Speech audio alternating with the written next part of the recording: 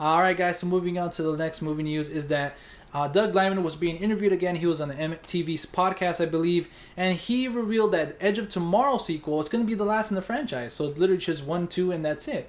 Usually, there's 3, like a trilogy and stuff like that. But he said the story concludes in the second chapter, which I kind of like. I don't like that a lot of people, like a lot of times, a movie's successful, and Edge of Tomorrow, I feel like it was successful for the movie. Like it just had a horrible marketing campaign, but the movie ended up being a huge surprise for me.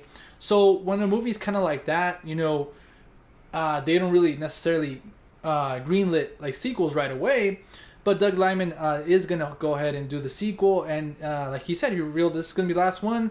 So I respect that in the sense of like maybe the studios, let's milk it, and he's like, no, you know what? I have the story for that requires 2 films, and I just want to be done with them, And I respect that, like I said. So hopefully, I mean, he can do that, because a lot of times, if let's say number 2 comes out, live, die, repeat, and repeat, and it's super successful, the studio is gonna be like, you know what? No, you're gonna make another one. So hopefully that's not the case. I mean, hopefully it's successful.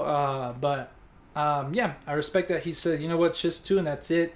So yeah, that should be interesting to go into the film knowing, okay, this is now the real threats and stuff like that. When there's gonna be a trilogy, like when this character's in trouble or in peril, whatever, you're like, nah, he's gonna survive. There we greenlit the sequel, for a trilogy. So it's always nice to see that. So moving on to the next topic.